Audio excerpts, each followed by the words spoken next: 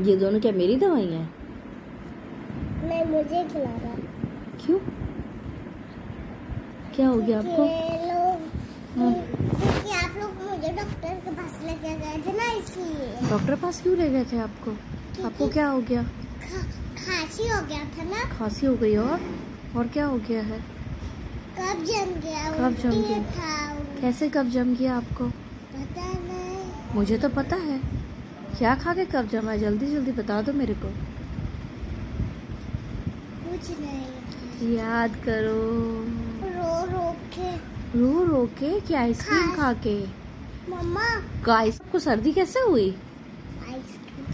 Ice cream से हुई है ना।